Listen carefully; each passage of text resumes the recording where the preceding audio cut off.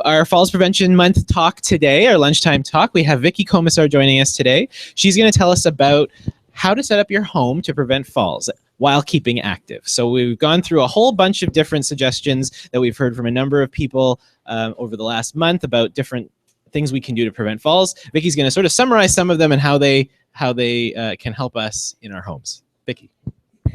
Thank you very much, Tilak, and thanks everyone for coming out or for joining us this afternoon. So without further ado, I will tell you about some of the strategies that we use or recommend at Toronto Rehab to help people set up their homes and environments to prevent falls while still maintaining the activity and independence they need to age successfully in place. So first, why do we bother? Well, in the year 2009 and 2010, and those of you who were at my talk on Wednesday will have seen this already, the Public Health Agency of Canada tells me that over 250,000 Canadians over the age of 65 reported an injury from a fall. That's a lot. Of these, half took place at home. That's also a problem. It's a kind of thing where we're actually in a pretty good position to do something about this with, in a lot of cases, small changes to the environment. So the obvious solution to this, of course, is that if you know someone who's a falls risk, you tether them to the bed, and maybe they might be healthy, but you should still tether them to bed anyway because it means that they won't fall, right? I'm not getting a lot of approval here. Okay, so that does kind of contradict our staying active and independent objective, which I guess is kind of part of our mandate at Toronto Rehab. So what I'm going to tell you about today is some of the tools that we're focusing on or that we're researching heavily to help people with standing up. So getting out of bed, getting out of chairs, getting off the toilet, just whatever they need to get up and around and live independently and interact with others. I also touch a bit on tools to support safe walking in the home. So this would be on stairs as well as in corridors. So starting with standing up. The first tool that I like to talk about is transfer poles. And full disclosure, you're going to hear a lot about this, partly because I'm deeply involved in the research and development, and also because we've actually done quite a bit of work here at Toronto Rehab to develop a strong evidence base for recommending them. So we've clearly established that getting out of bed and up and around is fundamental to living independently and actively at the home. Turns out that transfer poles are pretty useful because they provide stable, graspable support that people can anchor themselves to and I guess have an easier time controlling themselves and using their arm strength as they get out of bed or off a chair. So specifically by transfer pole, what I mean is this vertical thing right here that this gentleman who happens to be my grandfather is using to get out of bed. Couple of tips on them because I know a lot of people who I've spoken to seem to be reluctant to install them. So some of the comments we've heard are that people feel they don't need them because they have a lifting system. Transfer poles are a lot less expensive and you can use them more independently. With the ones that are on the market now, they're pressure fits. You can actually install them in the home without having to drill into walls or floor or ceiling. So if you're in a rental property or simply don't want to modify your home, you're in luck. And they can be installed in most areas of the home as long as the ceilings are solid and low enough to install it safely. And those tend to be on the manufacturer's specification, so you can do that assessment yourself. The other thing, so we've actually been doing a bit of field evaluations with these, and I'll tell you a little story about the father of one of our colleagues. So he was at the hospital for 5 weeks, and when he came back home, he could barely move around. They basically said it was holding ground for him until he get admitted to a long-term care facility where he would surely live out the rest of his days. So in the meantime, his family got him a robotic lift to help him get out of bed, which was a bit of a disaster. His father hated it. He did not feel comfortable being transferred in that lift from his bed and out. We installed 2 poles in his home, so one by his bed, one by his bathroom. And he basically went from being completely dependent on 2 people to help him into that lift to being able to get out of bed on his own with supervision. So 18 months later, that lift is gone and he still lives at home. So this is one success story with these that we're particularly proud of. Whoa, what happened there? Okay. So one of our now PhD, former master's students, a fellow named Dan Venn, has actually done a lot of work in figuring out where these poles should be installed to best support safe transfers. So he ran a bunch of biomechanical studies in our labs downstairs. That's him in that picture with this colossus of an apparatus that quantified the forces and moments that he was applying to the pole, and he was able to look at how his center of mass was moving. Not so much in him, but he actually recruited, I think, something like 14 people from our geriatric day hospital to participate. So population that benefited from them. And what he found was that if you install poles nearer, so at 75% of your thumb tip reach, relative to your chair or bed, so that would sit around my mid forearm, those tended to be more helpful than poles that were farther away. They had a big effect on reducing the physical demands of the transfer. His other recommendation was that they be installed symmetrically. So what I mean by this is you want the pole to be sort of in the middle of you so that you're straddling either side as you use it to sit to stand. Or if you have two poles, as long as you're symmetrical between them, that will improve your stability.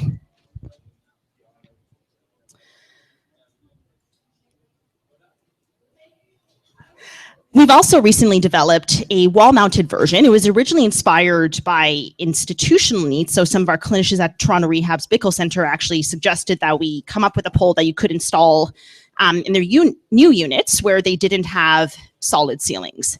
So we came up with a product called Stand Easy, and it's a pole that you can mount to the wall, and it sits on tracks behind the bed, and it works in places where your ceilings are fake or perhaps too high, slanted, the sort of areas where your pressure fit poles don't work. And this is actually now on the market, so we're quite excited about that because it was inspired, developed, tested at Toronto Rehab in collaboration with our industrial partner.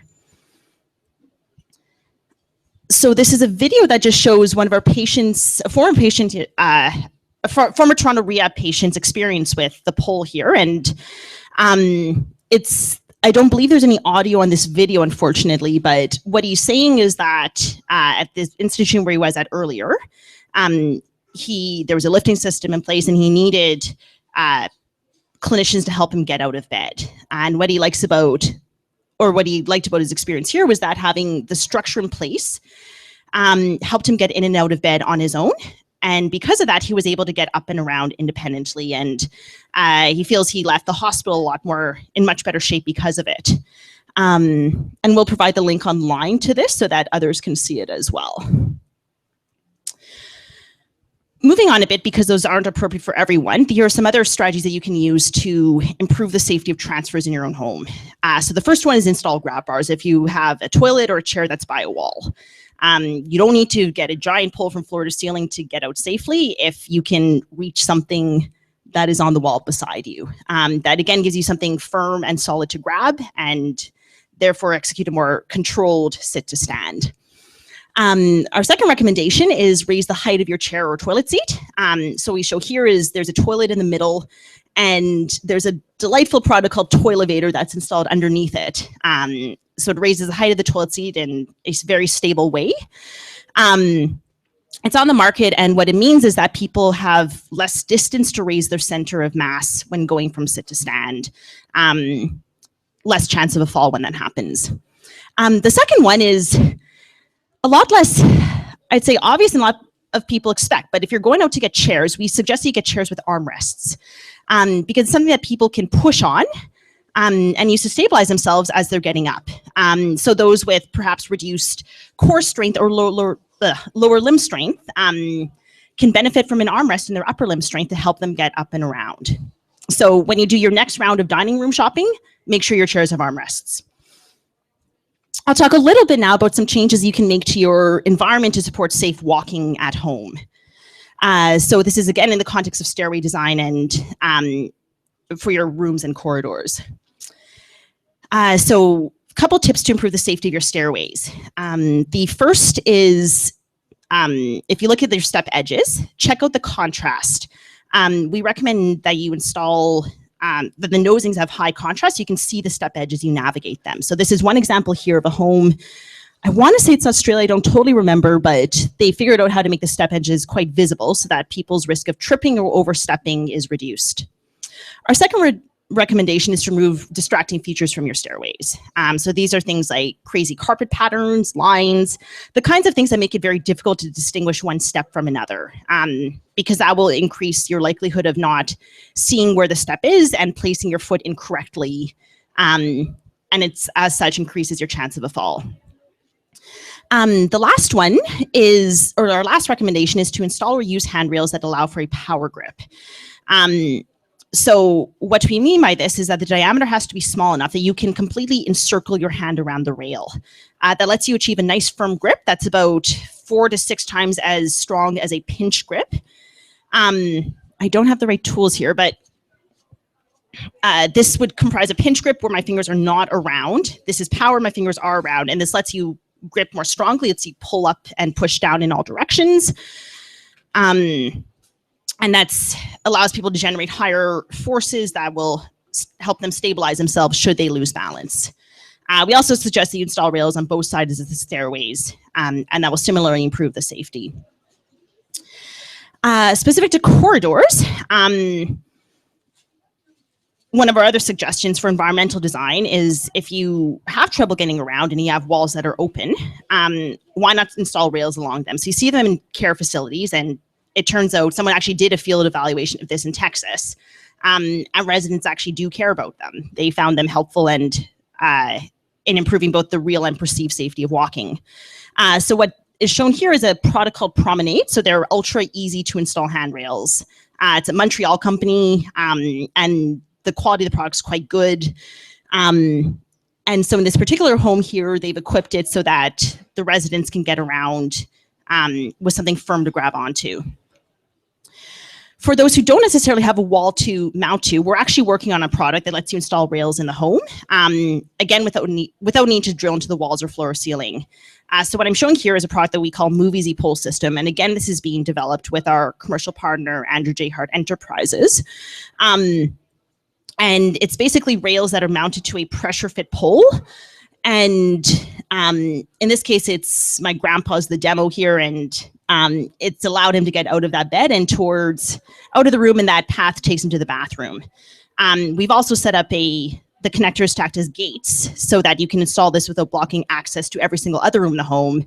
It's the kind of thing that helped keep my grandma sane when this was in there. So she's on that far end. So this is not quite ready on the market yet, but we're a couple months away from release. So we're excited to have this out there when it comes. So in closing, I'll just summarize our recommendations. So the first is that transfer poles can significantly improve the safety of sit to stand, and of getting off a chair, out of bed, that sort of thing. And they're commercially available at places such as Shoppers Home Healthcare, at other home care technology suppliers around Toronto. Number 2, grab bars, higher seats and toilets, and armrests can also improve the safety of transferring on and off a chair or toilet. Number 3, you can improve the safety of your stairways by increasing the contrast of your step edges, by removing distracting visual features, and by installing handrails that allow you to generate a power grip or encircle the handrail with your hand.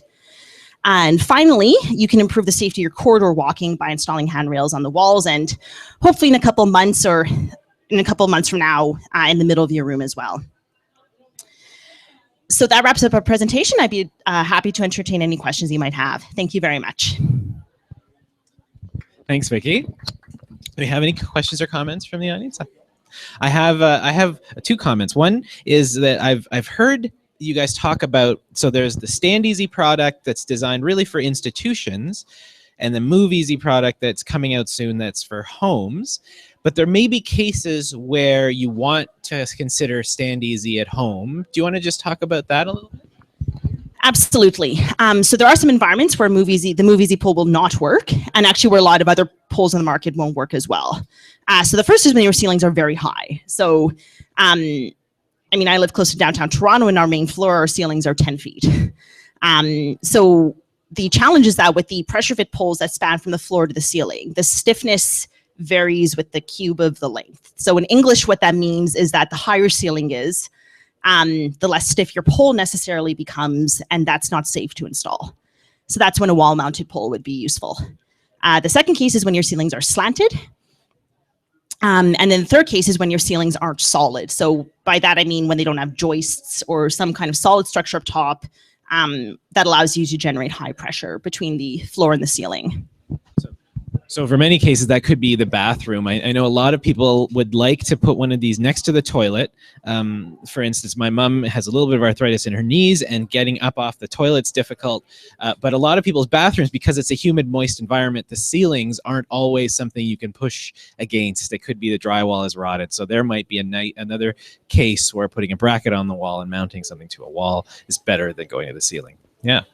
The other point that we might want to make, and I'll see what you think about this. So chair armrests, right? You suggest that we buy chairs with armrests.